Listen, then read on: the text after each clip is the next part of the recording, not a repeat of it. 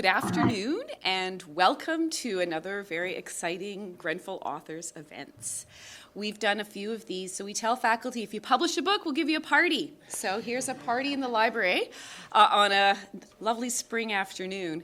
And we think it's really important to host these events, particularly because the library plays a really integral part in research. So with our online collections and our study spaces and the support we provide to students and faculty to become researchers, we're often kind of left out of the final process. Even though we take the final process and add it to our collections, we wanted to be able to celebrate the success of the research that goes on. And so that's why we decided with marketing to develop this series where we celebrate all kinds of research that goes on at Grenfell campus.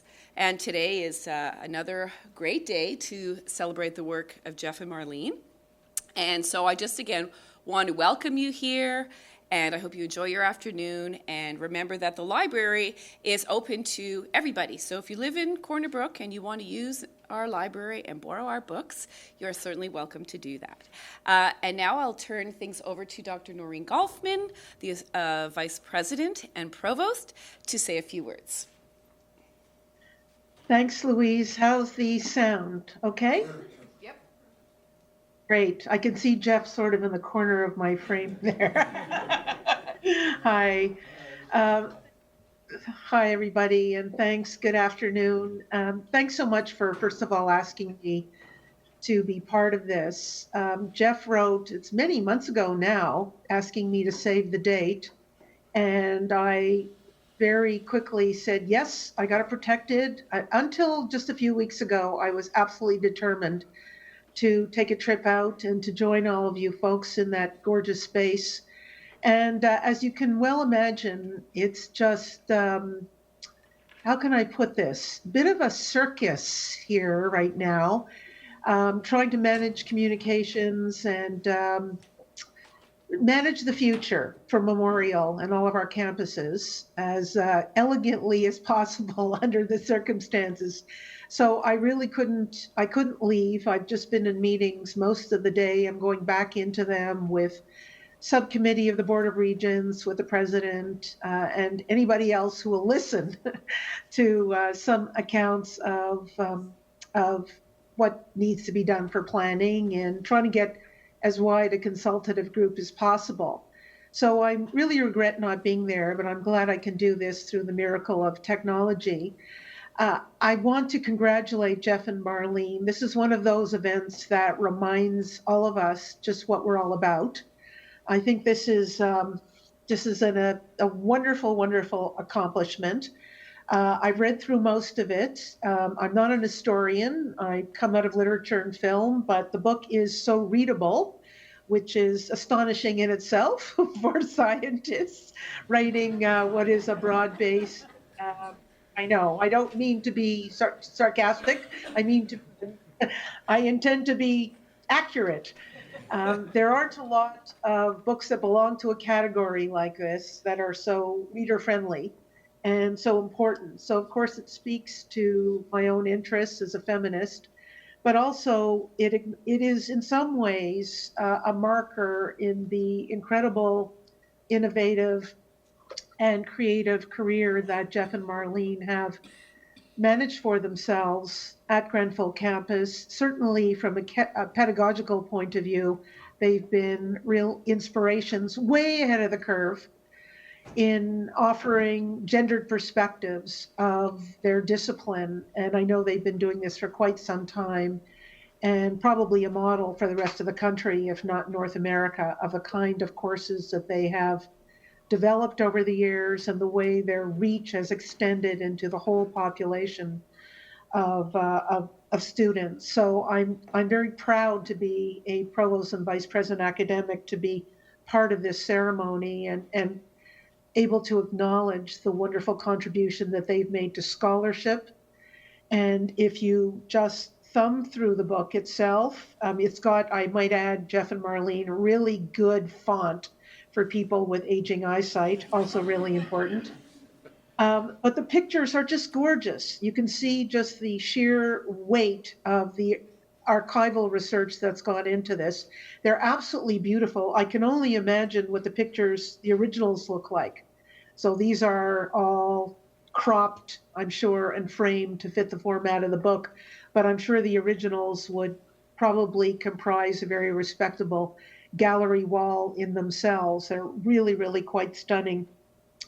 What's amazing in all of this, of course, is just how, to some degree, different the world that you both describe in this book from the world we have today. We're still struggling to get gender parity in the sciences, in our classes, and in our research cohorts. And there still aren't enough women who comprise those disciplines. We're steady, inching forward, trying to make sure that we are moving towards equity, but it's a hard slog. And so there's a kind of ironic contrast for me when we're talking about the early 19th century and the early 21st century, just to some degree, how little we've come, to put it to some degree sadly, but that this book stands in many ways as a signpost of what's possible, especially when women were so burdened with domestic ritual for them to involve themselves so much in the learning and studying and practicing of chemistry.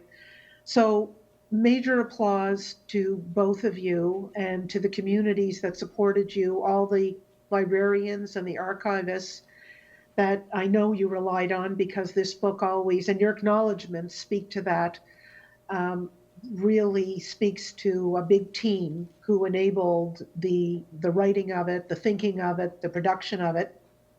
The publisher's done a great job. And congratulations, best wishes from St. John's and from my not sun-filled office, but light-filled office at the moment. This is the brightest spot in my day. Not that you should feel sorry for me, but I have to say it is really, I wish I were doing more of this and less of the kind of torture of balancing budget at the moment, but so it is. So I'm going to ask you all to join me in very, very warm applause for Geoff and Marelene right now. So let me hear it.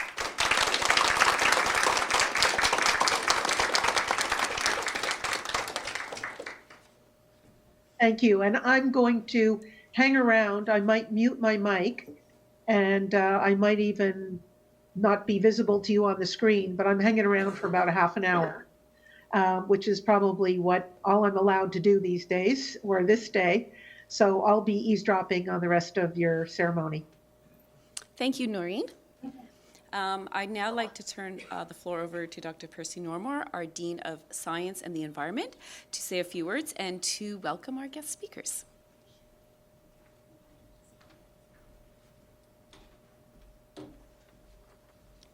Thank you, Louise. Good afternoon, everyone. Dr. Golfman, Dr. Emke, Dr. and Ms. Rayner-Canham, invited guests, colleagues, and friends. It is my pleasure to introduce our guests of honor today, authors of A Chemical Passion, The Forgotten Story of Chemistry at British Independent Girls' Schools, 1820s to 1930s, Ms. Marelene Rayner-Canham and Dr. Geoff Rayner-Canham. Of course, they are no strangers to us here at Grenfell.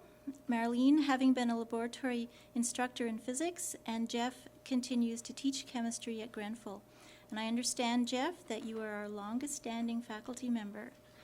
It's quite an impressive achievement. This is not the first work published by the Rayner-Canhams. Indeed, for the last 20 years, their collaborative research has focused on the history of women in science. Praise for this latest publication uses descriptors such as captivating, much needed and informative, elegant, and innovative and important. Geoff and Marelene are hailed as pioneers in the history of science education, dedicated researchers who have painstakingly investigated the archives of some 60 independent British girls' schools to produce this valuable work of reference. As we will learn from Geoff and Marelene shortly, A Chemical Passion tells the story of many dedicated women science teachers who dedicated service made scientific careers for women possible and their enthusiastic female pupils who responded to the subject of chemistry with excitement and enthusiasm. Please join me in welcoming Geoff and Marelene Rayner-Canham.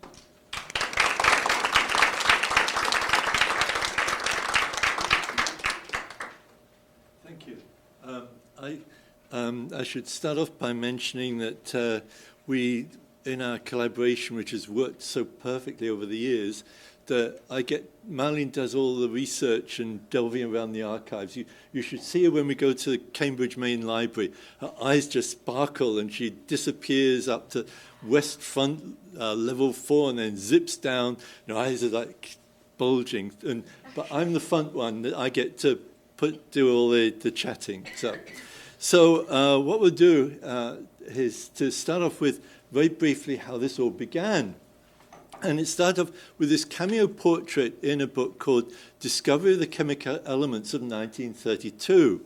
And there's this portrait, and underneath it said, Harriet Brooks, discoverer of the chemical element radon. And I said to Marlene, never heard of her. There's all these pictures of these old white guys with beards and white hair.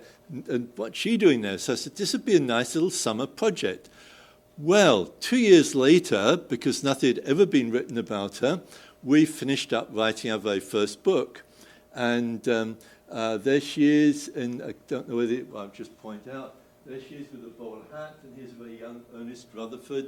And she worked with Ernest Rutherford, then she went to Cambridge to work with J.J. Thomson. She went to Paris and worked with Marie Curie. And in fact, because of our work, she's since been accepted into the Canadian Science and Technology Hall of Fame. And it's also been translated into Japanese. Apparently she's like a real-life science Anne of Green Gables, and the Japanese have done all this stuff where they go and visit McGill and see the apparatus that she used and stuff. But when we're doing this, we found there's a tremendous number of other women's names. And so this got us on to our next book, which was tracking down all the other women who've been long forgotten in the history of radioactivity, and there were 23 of them. And that was our next book, Pioneer Women of Radioactivity. This was co-published by the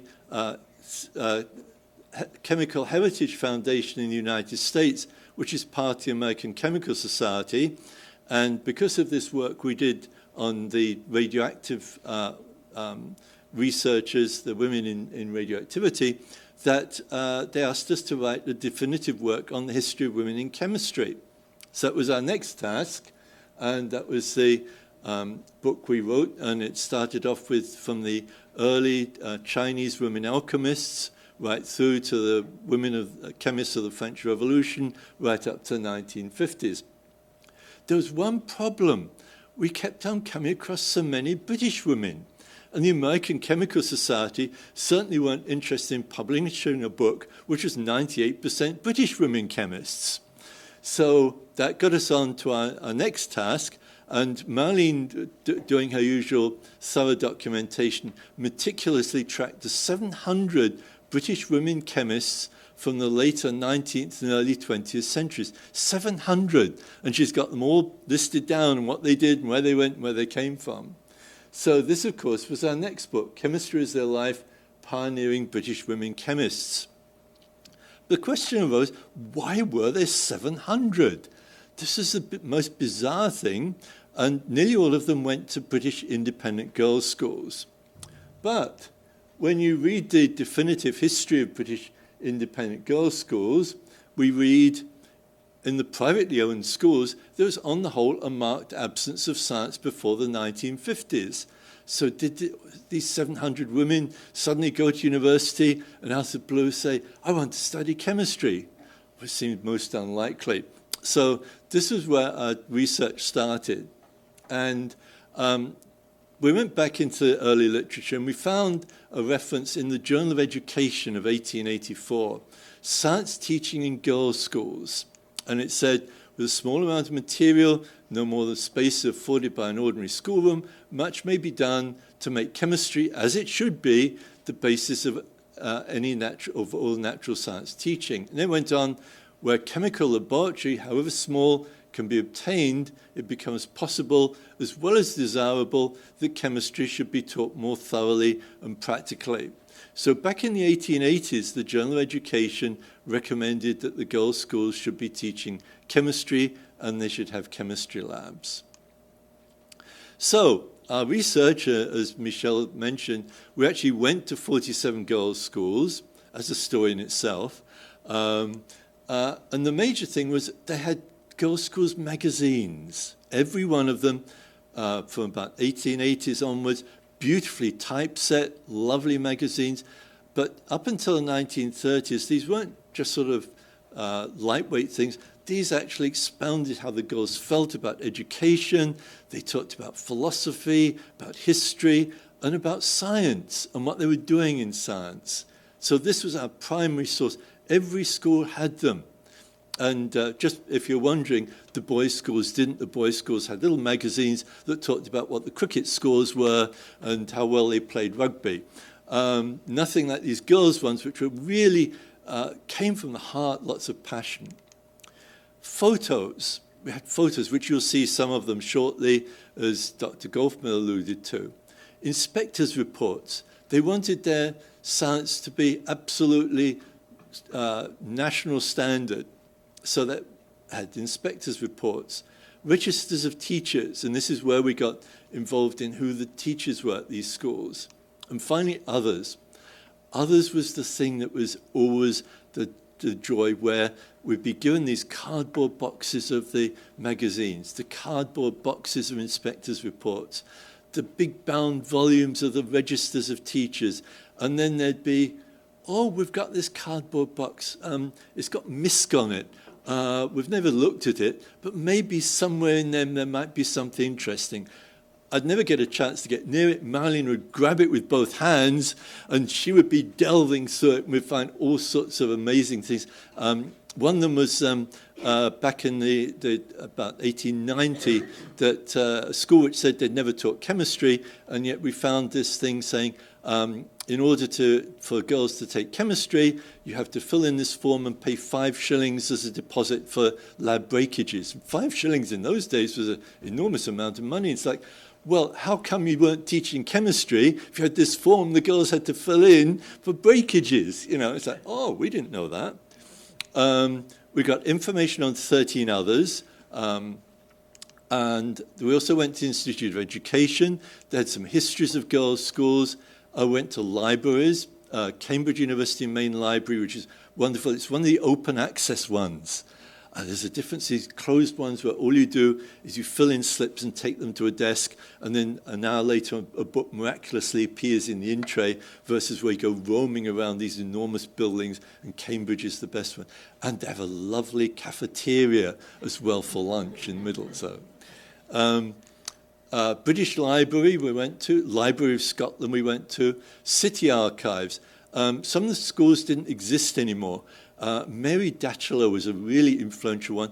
The archives were held by the Cloth Workers Guild in East London, of all things. Cardiff, Glasgow, Chichester, a school in Kent, the archives which you found through Google, which it had been somehow got into Chichester Local Library, so we were able to find them.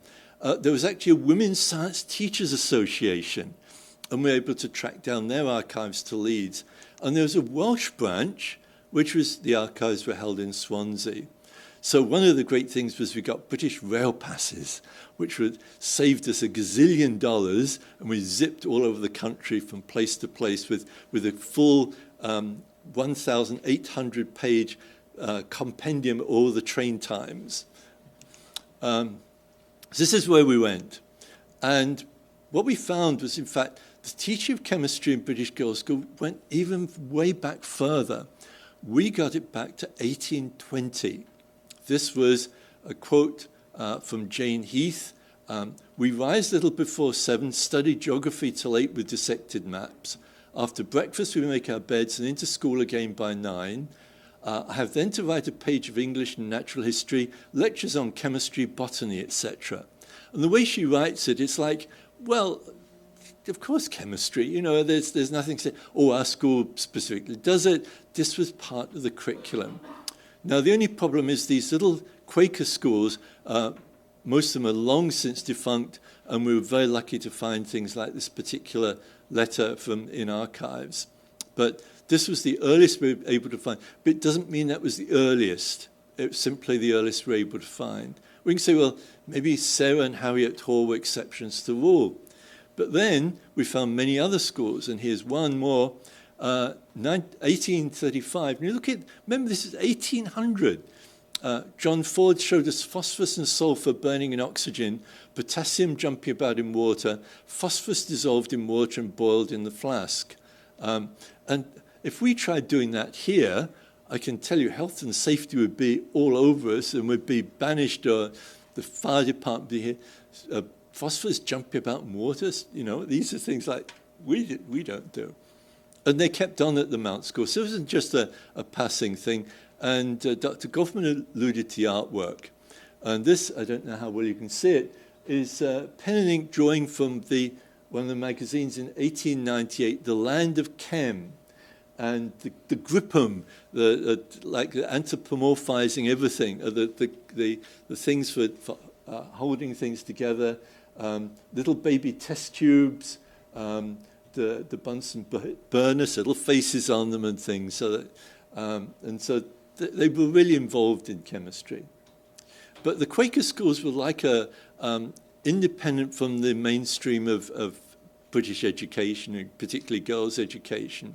So this was interesting, but it didn't reflect the main thing. And we've got to start looking back a little bit further to Jane Marcet. Jane Marcet was married to Alexander Marcet, who was involved in chemistry at the time. And she listened to what was going on. She went to lectures in London, to Sir Humphrey Davy's talks on latest discoveries on chemistry. And she thought it would be a good idea to write a book that would explain it and it'd help her to understand it. And this is the book she wrote, Conversations on Chemistry. And this is the 12th edition in 1832, the 12th edition in 1832. And it's conversations. So there's Mrs. Bryant, the teacher, and there's the two students, Caroline and Emily. And one of them is all very enthusiastic about chemistry. The other one's really bored, the sort we never get students here. And starts off by saying, well, this chemistry stuff, it might be okay for some people. I'm sure I'm going to get totally bored for the whole of this work. And then Mrs. Bryant said, oh, no, I think you are. No, oh, no, I'm going to be. And then the little bit goes on. She says, oh, that was rather interesting, wasn't it? And then it comes through, and it's beautiful interaction between the three of them. And this, over all the editions, sold over 100,000 copies. 100,000 copies of chemistry, and you can see it's aimed for girls. So this is way back 1832, this 12th edition. So already the ground was set, chemistry was for girls. So now we've got to look at it's really interesting because this all came together. And in our research, we had to delve in all sorts of avenues and then fit it all together. And we had to look at the Acts, the Taunton Report of 1868, which was a government report on the need for academic schools, including girls. Now, originally it wasn't going to be about girls at all, but two important women who will meet shortly presented their case. But also, there was James Bryce. He was on the commission. Now, look at the date. When he was on that commission, when it reported he was 30 years old, when he was they were doing the research, he was 28 years old. He wrote an addendum to report of his work on girls' schools. And his letters to his wife still exist as well. He was really impassioned about the need for academic girls' schools. And to the point where most of his recommendations in his 200-page addendum actually were included in the report itself. The Endowed Schools Act of 1869, if there were going to be academic girls' schools, they needed money. Where are they going to get the money from? This could never happen today. This Schools Act gave the Commission the right to access boys' schools' endowment funds if they were too rich to actually expropriate them for setting up girls' schools. Can you imagine to have the money just gone. Sorry, this is going for girls' schools. Scream, cry, no, tough, that's it. And they also scavenged around and found things like a fund for the survivors of Barbary pirate attacks from 100 years earlier, which still existed, was piling up money, but no more Barbary pirates. Gone, girls' schools. This was amazing. They managed to do this. And so this was the next step. And finally, the Devonshire Report of 1875, need for academic science. This is when Germany had the Technische Hochschule, where they were producing lots of science graduates. In Britain, the boys just did Latin and Greek, because that's really the important stuff that was going on, Latin and Greek. And so they recommended academic science, including for girls. Now, what really helped was the Duke of Devonshire had lots of daughters. If you want to find a male feminist, a good way is to look for guys who've got lots of daughters, because then they've got a vested interest in doing stuff. So this is the background. But girls themselves were changing. This was an era when, at the beginning, girls were sort of quiet and stayed at home and waited for someone to come by and marry them, who was being chosen by their parents. But the periodicals, particularly the Girls' Realm. Marelene and I spent many hours going through issues of the Girls' Realm. What did you do on sabbatical? Went through girls' magazines from the late 19th and early 20th century. No, that won't get you any grant money. But it really was interesting, because the girls in the Girls' Realm were active. They did things. They were brave. They went out. There was one I remember, this little girl, and I can't remember, 4 or 5 years old, and her mother fainted, fell in the stream. This little girl jumped in and held her mother's head above water until rescue could be attempted. She's only like 4 or 5 years old, and they're like, this is what girls do. They go out and do things. And so this really started shaping the new girl, the one who was going to be dynamic and who we'll meet later on. And so these were the two key figures, Miss Beale and Miss Buss.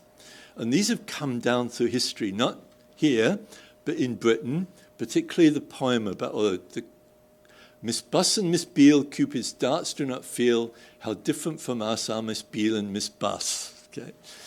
And one of the things they had in common was they both went to Queen's College. This was a London college, school, whatever, set up for governesses, and to train governesses so they could have a base of knowledge.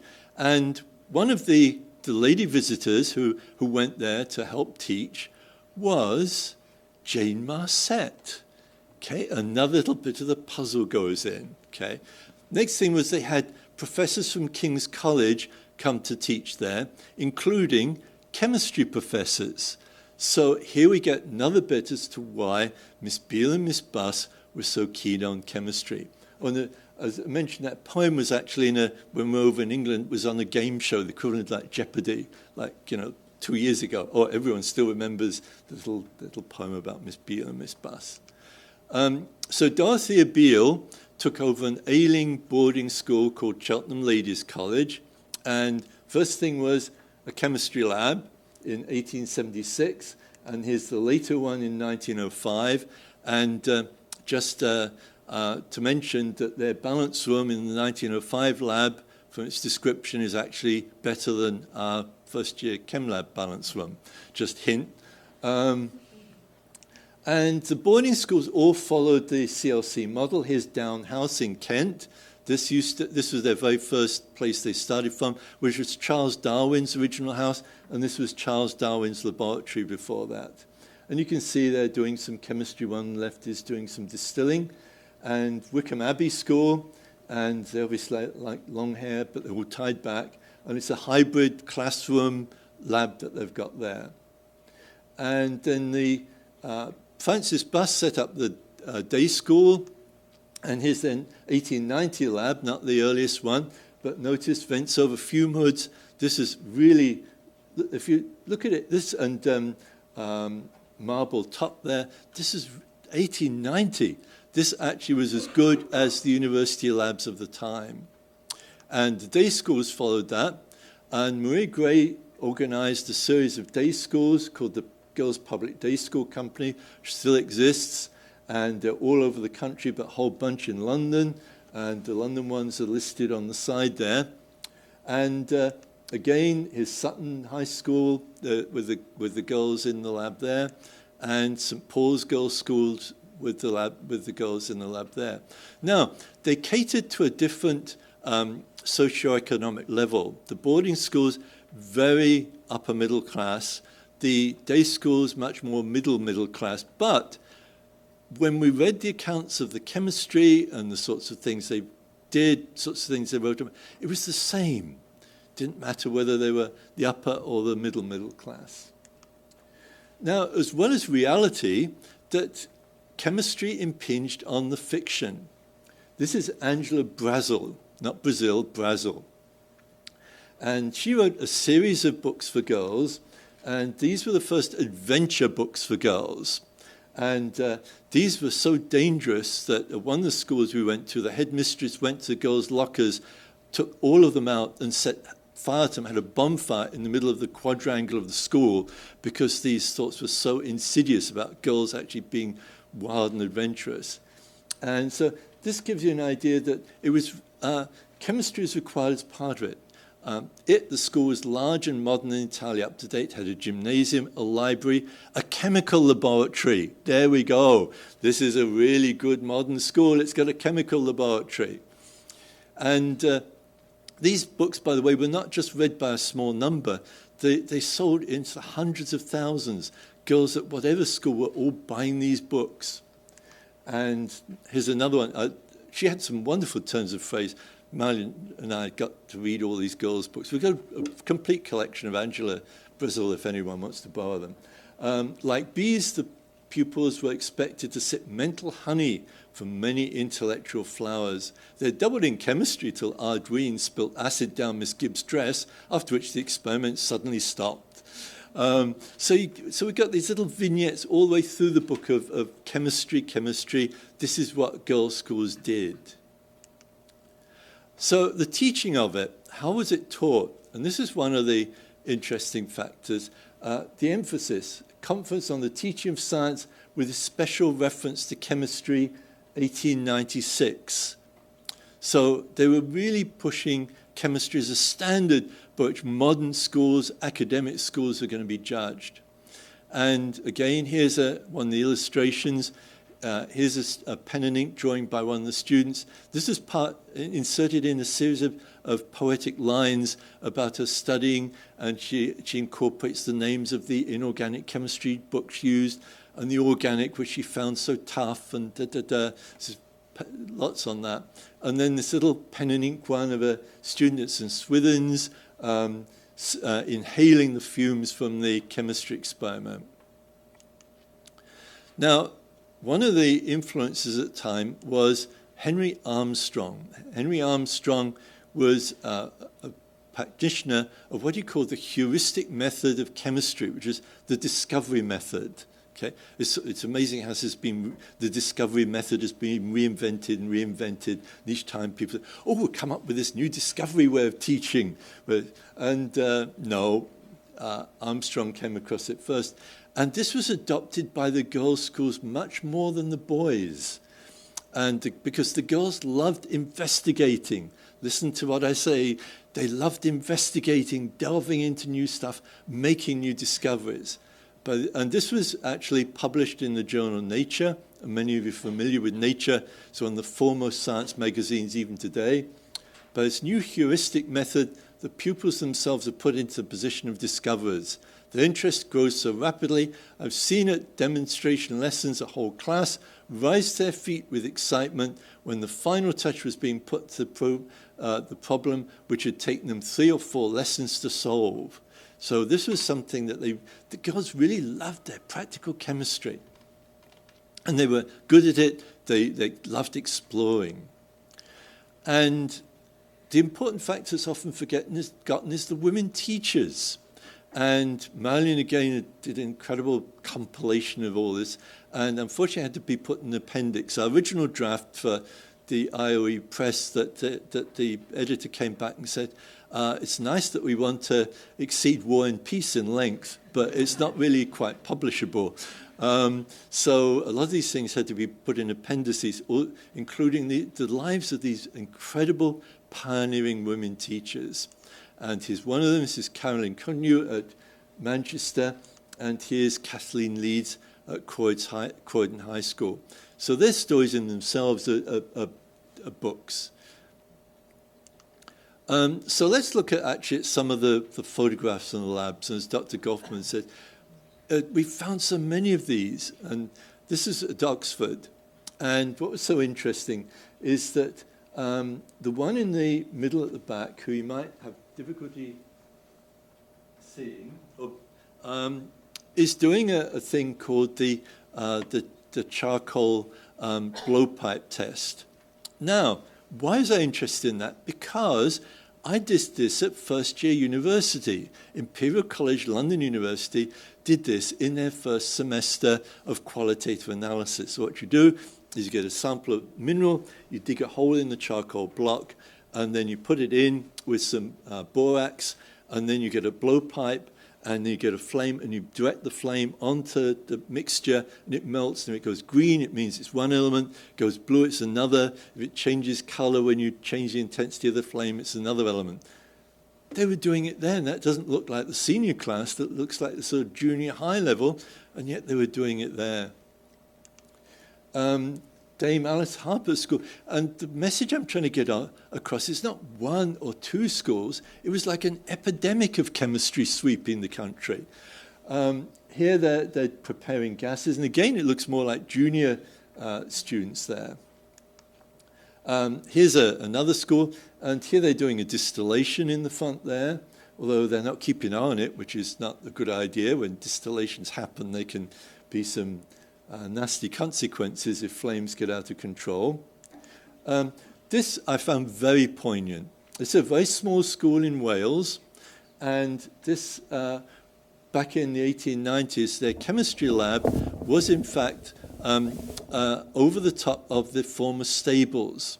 So the girls had to climb a ladder above the stables, and there was their little chemistry lab in the 1890s.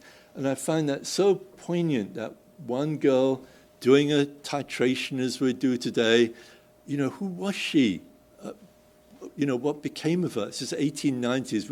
We'll never know. And probably, did she have children? Or great-great-grandchildren still alive? Do they know that their great-great-grandmother is now immortalized in the pages of our book? This is something these people, these women, girls are long, long deceased. The bigger schools actually did even better. This is Manchester High School for Girls. Again, you can see them there.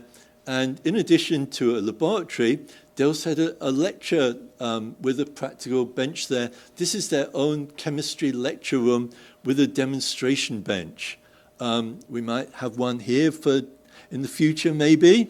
So this was where the girls did the theory, but watched the instructors do the demonstrations, as well as actually being in the lab themselves. St. Leonard's include this one because it's steam distillation of aniline. And we used to do this in second-year organic here.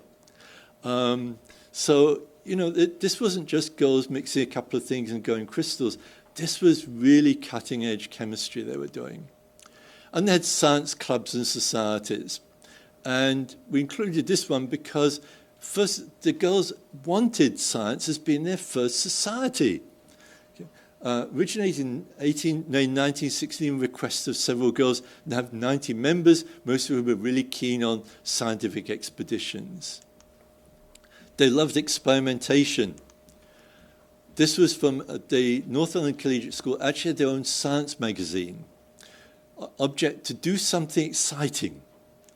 As any chemist in the audience will know, we placed a considerable quantity of potassium chlorate and crushed sugar in a trough and poured onto it little concentrated sulfuric acid. Result one, the mass burst into flames. 2. Miss Stern was much alarmed and required a lengthy explanation even after she'd received this. We only concede that the brilliant experiment might have been a success if we'd used smaller quantities.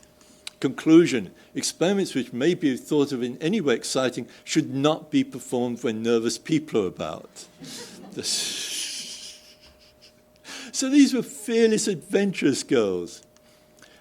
Chemistry shows. This was a chemistry show put on for the governor and the officials.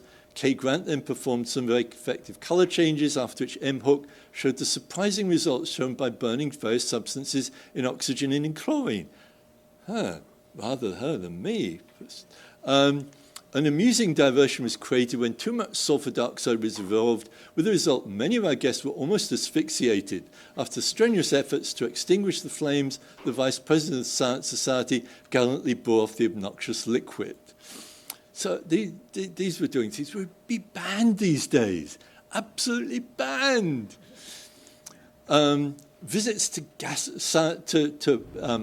various outside things, gasworks. Every girls' school sent their science club to gasworks. Every town in Britain had a gasworks to produce town gas from burning coal. Thrilling. Every time they went out, it was thrilling. Okay, and it sounds dangerous. I don't know about thrilling. Sight of a huge mass of burning cinders shooting down the wall of a large building, while from the bottom of this wall, banks of smoke and steam arose. Series of furnaces surrounded by a passage. We entered this passage and found ourselves in what might almost have been part of the infernal regions, for it's intensely hot and dark, except for one spot where, from an opening in the wall, huge flames were belching forth. We gazed in awe at the almost white-hot interior till the heat from the opening drove us away, when walked further along this infernal passage, dodging red-hot iron rods. Could you imagine, these days schools applying to go out somewhere and say, what are you going to do? Well, we're going to a gasworks, there's going to be flames, there's going to be this. And there's one of them, they went to a sulfuric acid plant, they went on this catwalk over the top of open vats of concentrated sulfuric acid. And they looked down. I wouldn't do that. And they just thought it was thrilling all the time. Everything was thrilling. Well, it was. It was dangerous. And then the poems. I've got to thank Holly Pike, because she tracked down the origins of some of these, because a lot of them were based on real poems from Keats, from Longfellow, all sorts of sources, and they rewrote them. Some of them must have taken hours and hours to do. But this is a little short one. Trials of the lab, the smells of the lab are the greatest of trials, ignorant voices beg. You cease from making ammonia gas and the smell of a rotten egg. And here's a slightly longer one. On the bench we find strange compounds which we must analyze. We look around in anger with very wrathful cries. Our distilled waters disappeared. We guess who thus our way is cheered. Vowing vengeance more we siphon, uttering sighs. Sometimes we burn the benches, and others singe our hair, or have a mild explosion, or quite a splendid fare. You who sit in Stuart German, and who read of noble Herman, you can never know the pleasure we find there. Singeing hair? Mild explosions? Splendid fare? Flare? I mean, this is... They only went to the chem lab because it was dangerous and they were going to do exciting stuff. This is... practical examination from St. Swithin's. In those days, a don was in charge in cap and gown. Enterprising examiner had given red phosphorus as the unknown substance. About 10 minutes after it commenced, the nervous candidate dropped a glowing match in the unknown, result a wildfire we all knew. Hardly the invigilator extinguished this when it was discovered a pile of dusters was on fire. This in turn was extinguished. Then suddenly the bottom came out of a medicine bottle improvised to contain sodium hydroxide, devastating a varnished table and all the candidates' papers. Wearily our friend came for a third time for rescue, remarking, "My life is insured, I only hope yours are." And this was one of the things, because these were national exams that the girls sat. But the examiners had a problem because the girls were acing the chemistry. There were complaints. All the top places in the national exams were being taken by girls.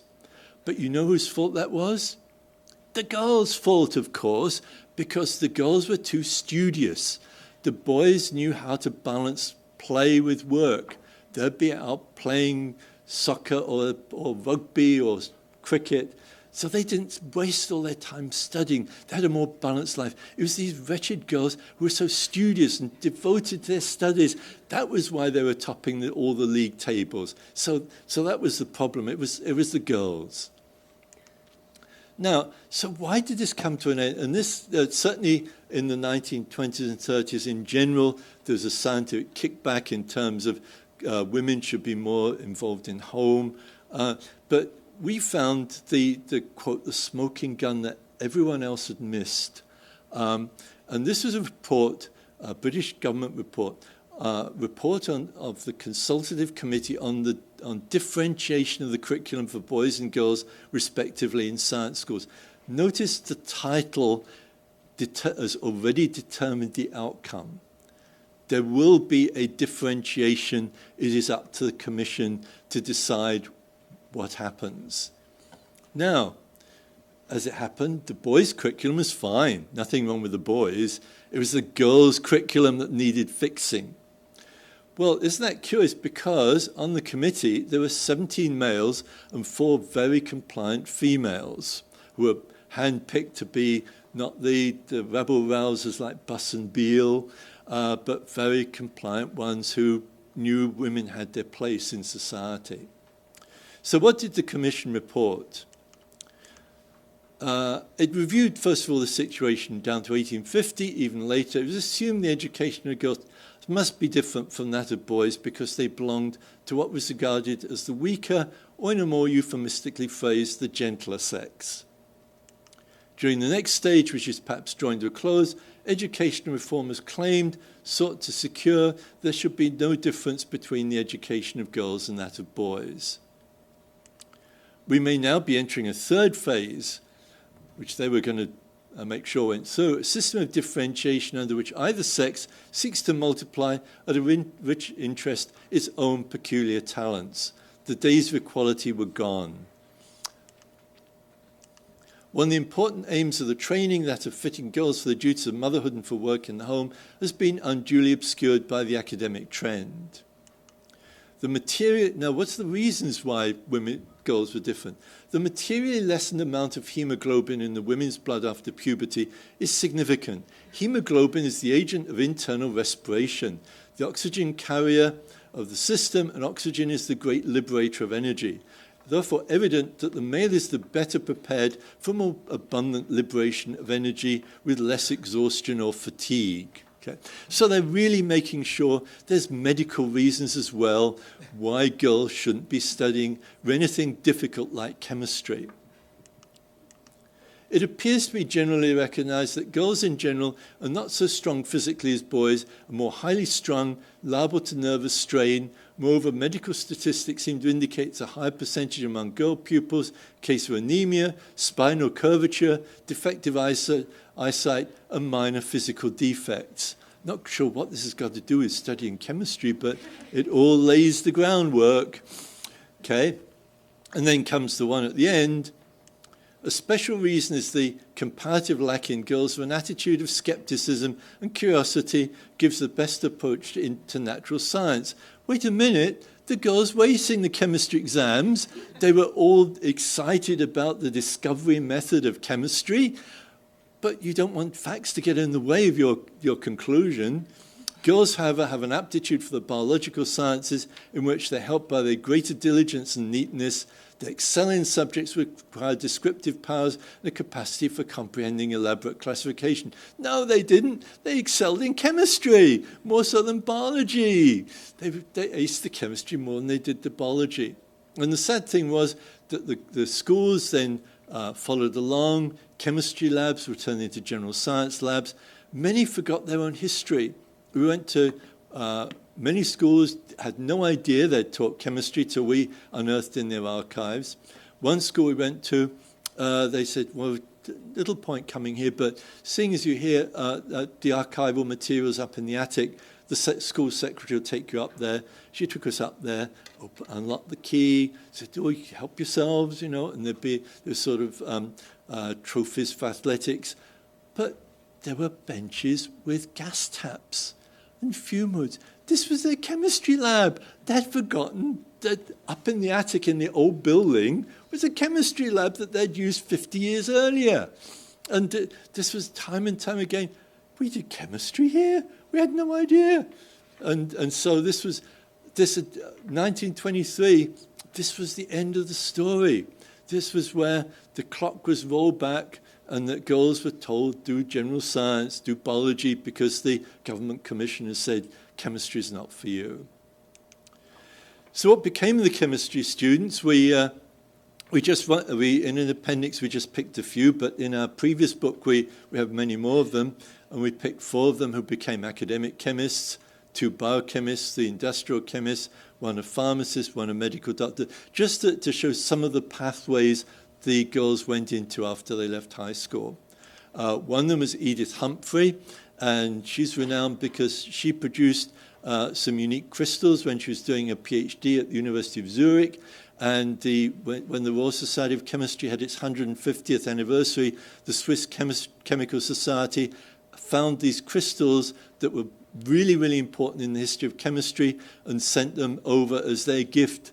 And they're in a glass case in London. So her work was really, really important. Martha Whiteley was the first professor at Imperial College London, one of the first actual professors at a predominantly male institution. And she worked on understanding First World War war gases, which she tried out on herself. And she would put them on her arm, and she had these different holes where these gases went and burnt their way through the skin and through her flesh and things like that.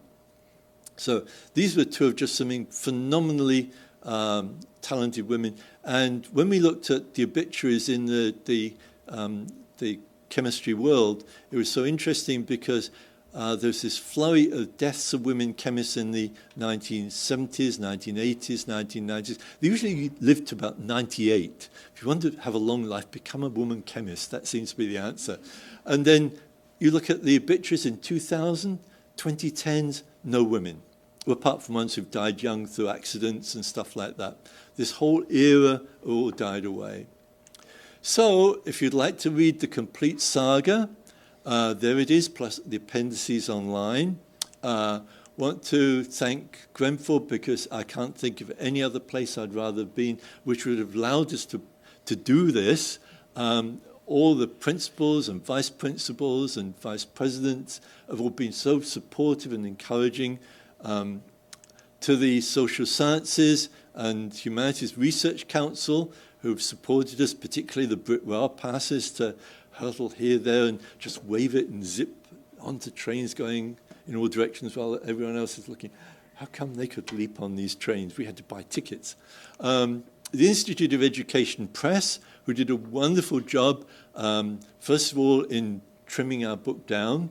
Slash and burn was an understatement. But it was, as was remarked by Dr. Golfman, it's made it really readable.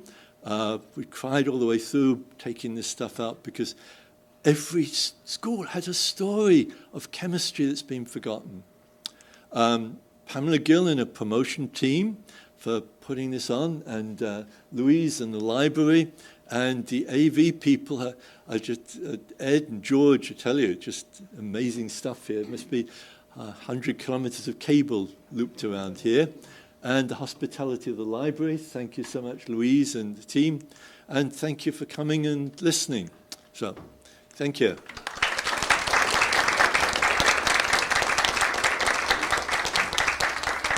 Take a few questions, but because we are streaming it, if people have questions, if they wouldn't mind going to one of the mics to ask their questions. Marelene, coming up.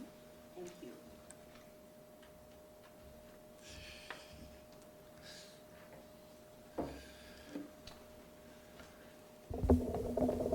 Geoff, if I could begin. First of all, thank you for this. Congratulations on the book, both to you and Marelene. Well done. And it sounds like an eminently readable book. You addressed what I was going to ask pretty well towards the end, but I'm still puzzled that one British Education Commission could have such a damaging effect on the success of the teaching of chemistry to women in Great Britain, especially given the wartime experience of the role that women played in the ability of the country to mobilize all of its resources, human resources, economic resources. So why were they so effective, and why did schools who had pioneered in being, marching to a different tune, so to speak, submit so readily? Yeah. Okay. It's a good point, Olaf. First of all, British education or English education is very centralized. I think that was one part of it, that government edicts came down and they were followed, just like this expropriation of funds. But also you're looking at the end of that first generation. The suffragettes had won their cause. Those teachers were becoming old. Bussenbiel had died.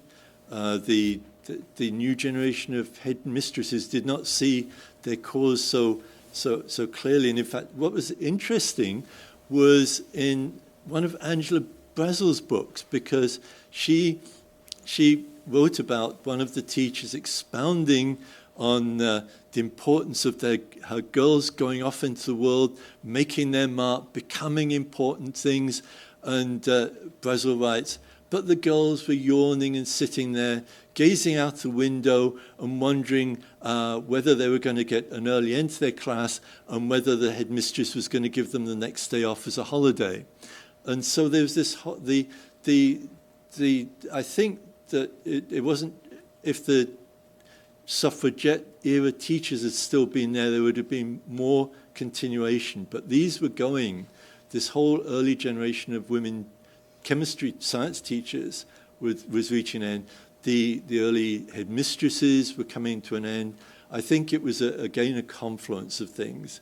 But it was Marelene, I found this, the girls' public day school minutes, we went through them, and you could see this from and we mentioned this in the book, 1910s, where they were saying about how they're strengthening their chemistry, and then in the later 1920s, when they brought the headmistresses together in the minute books, it was, we've decided we're going to stop offering chemistry and we're going to do biology or general science instead. And there's like this acquiescence. So and it's like, wait a minute, 10 years earlier, your school had said we're going to up the quality of the chemistry teaching. But it was a new generation of headmistresses, new generation of teachers, new generation of girls. The battles have been won, so they thought. Thanks.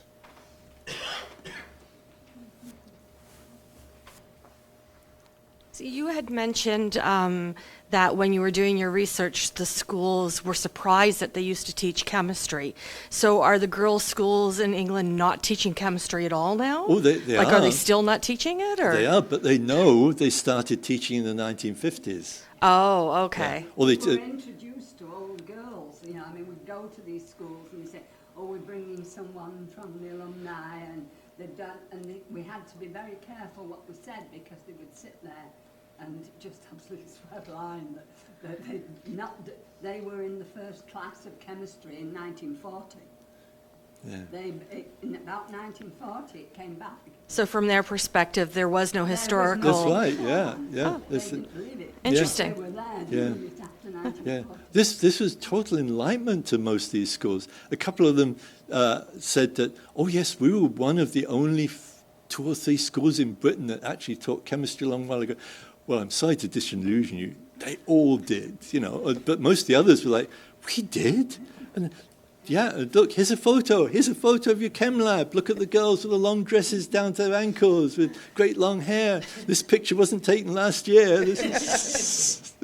Oh, wow. On the back, 1895. Well, I have to show this to the headmistress. Wasn't it? It was total. And so this book is like going around the girls' schools, like, we had no idea.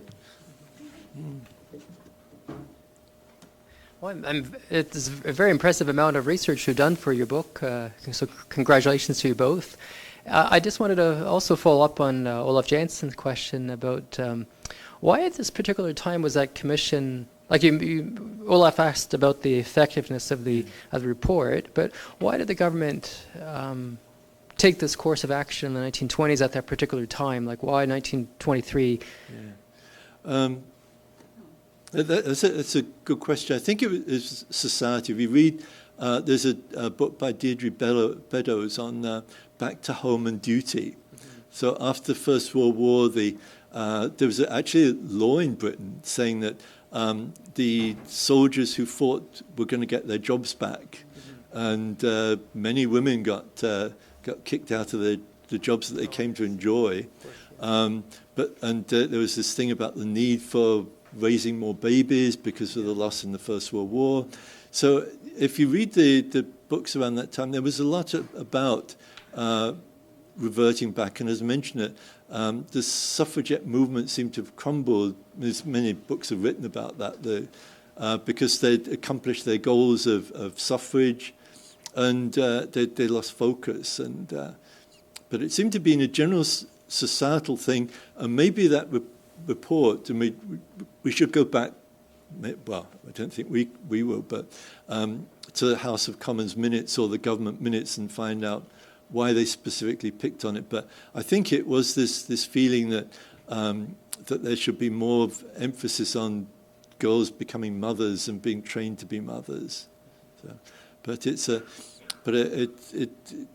that Hadow report seems to have been the killer. That was the real because not only was there the general societal movement, but there was now this actual government report that said girls should be studying biology, not chemistry.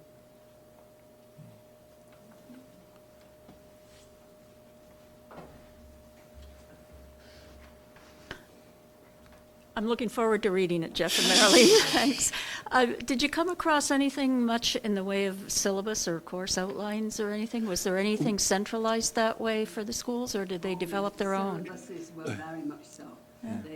Certainly the girls' schools, the ones that, I get it wrong. Girls' public day schools, yeah. Trust, yes, Girls' Public Day School Trust, where we went through all the minute books. They actually even went down to what they had to teach, how big the benches had to be, and everything was spelt out. Yeah.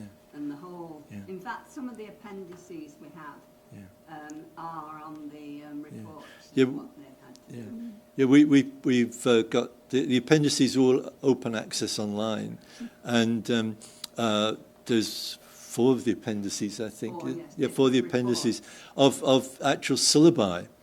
Well, if my students in first year knew 1/10 of what's in the girls' school syllabi, because they had to not only know about the chemicals, but the industrial syntheses of all which of course led into why they went off these industrial plants, because they actually got to see sulfuric acid being made apart from just doing all the reactions. So the 4 syllabi there, and they were comprehensive, incredibly comprehensive.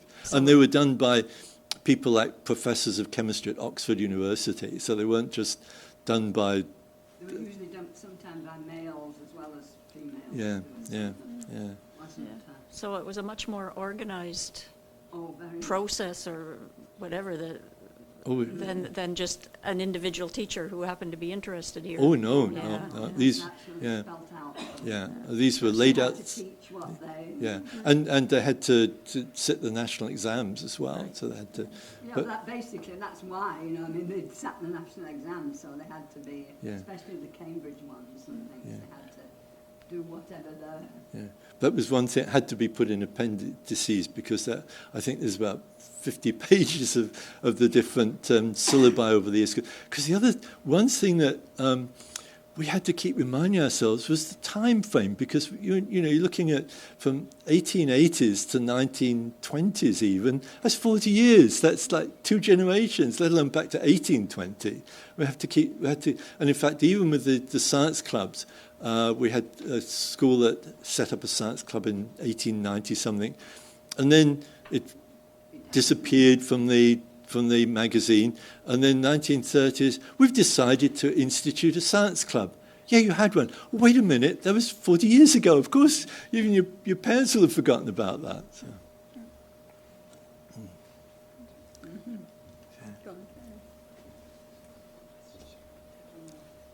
Geoff, one more question. Your book focuses very much on the advent, if you will, of the teaching of chemistry for women. And as you point out, it began pretty early in the 19th century, but it was most intense, I gather, during what we call the Second Industrial Revolution, when chemical industries were really big in the economy. So that may tie in with it. But what about the other sciences? You must have come in your research across some degree to which astronomy, physics, botany, zoology were also given this sort of attention, or were they not? Was chemistry singled out for some particular reason? And if so, perhaps you can suggest why. No, I don't think it was singled out. Certainly astronomy and physics they saw. We didn't see much in the way of until the later years into the 20s, like botany and biology. Yeah. That's when that came into... But chemistry was certainly regarded as the central science. And I think this was partially because this was the era when there were new chemicals being discovered, new dyestuffs, new chemical elements. In fact, one of the... in the magazine, it was referred to the teacher bringing clippings from the Times newspaper of a new element being discovered, and that being causing great excitement in the school. I can't imagine that happening now somehow, but I think it was true that chemistry was well, in fact, and then I'd say astronomy was pretty high up. Yeah. And then physics. But it was like that report that we showed you where it said the teaching of science with a special reference to chemistry. So chemistry is really regarded as and I don't think we ever saw any physics poems, did we? No, didn't see any physics. No, that's not exciting enough. But I did see astronomy ones. You did see astronomy ones, yeah. Yeah. I think that was fine.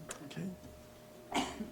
I just want to say a great thank you to Geoff and Marelene for the great work you've done and coming here today to share it with us. There's lots more time to have questions and have a chat with our guests, speakers.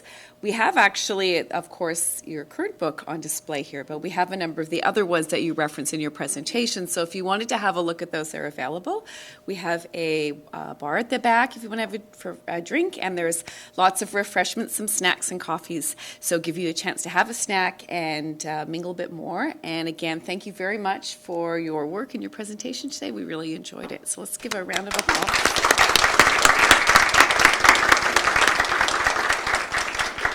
That concludes the official stuff.